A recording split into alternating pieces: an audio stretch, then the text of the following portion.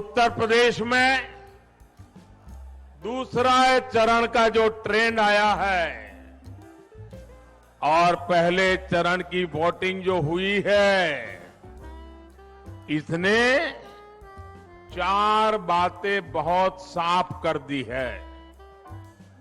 पहला, भाजपा की सरकार, योगी जी की सरकार फिर से आ रही है,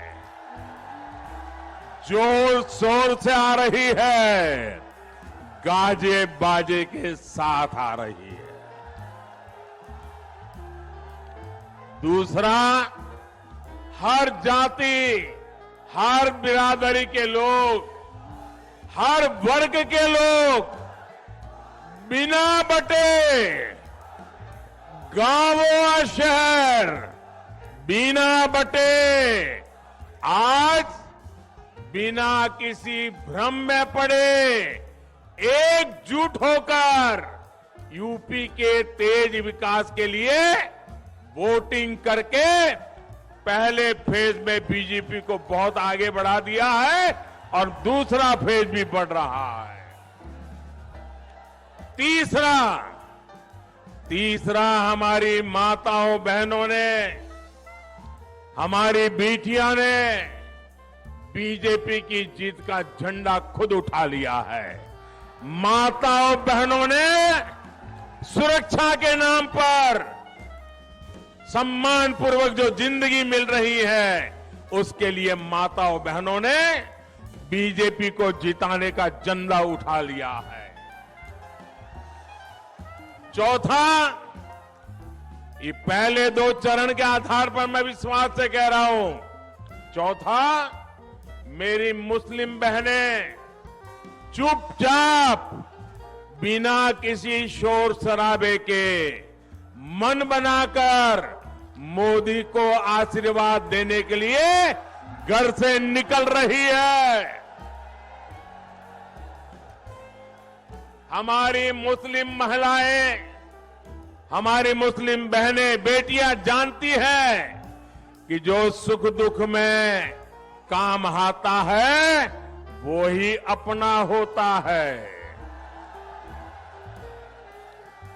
इन 4 बातों ने इन गौर परिवारवादी लोगों का चारों खाने पर चित्त कर दिया है भाइयों, उनको पराजित कर दिया है।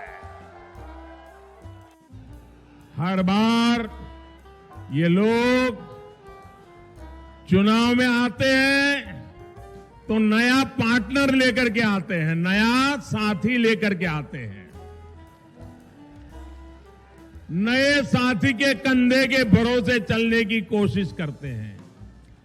आप लोग ऐसा लोगों पर विश्वास करेंगे कि जो हर चुनाव में जिस साथी को लाते हैं उसको भी थका मार करके निकाल देते हैं, दूसरे चुनाव में दूसरा साथी लाते हैं, तीसरे चुनाव में तीसरा साथी लाते हैं। जो साथी बदलते हैं वो आपका साथ देंगे क्या? वो आपका साथ देंगे क्या? जो चुनाव में साथ जिएंगे साथ मरेंगे के वादे करते हैं, चुनाव समाप्त होते ही लात मार देते हैं, वो आपका भला करेंगे क्या? अरे जो अपने साथियों पे भरोसा नहीं करते वो आप पे भरोसा करेंगे क्या? आपका भला करेंगे क्या? आपको साथ देंगे क्या? तो ऐसे लोगों पर हम भरोसा कर सकते हैं क्या? ऐसे लोगों के साथ हम चल सकते हैं क्या? जो सिर्फ गौर परिवार का भला करना चाहते हैं, वो कभी हमें के युवाओं का भला करेंगे क्या? यहां की माताओं बहनों का भला करेंगे क्या? यहां की बेटियों का भला करेंगे क्या? और इसलिए भाइयों बहनों, मैं आपसे आग्रह करने आया हूं, सारी समस्याओं का समाधान विकास में ही है। हमें विकास के रास्ते पर चलना है।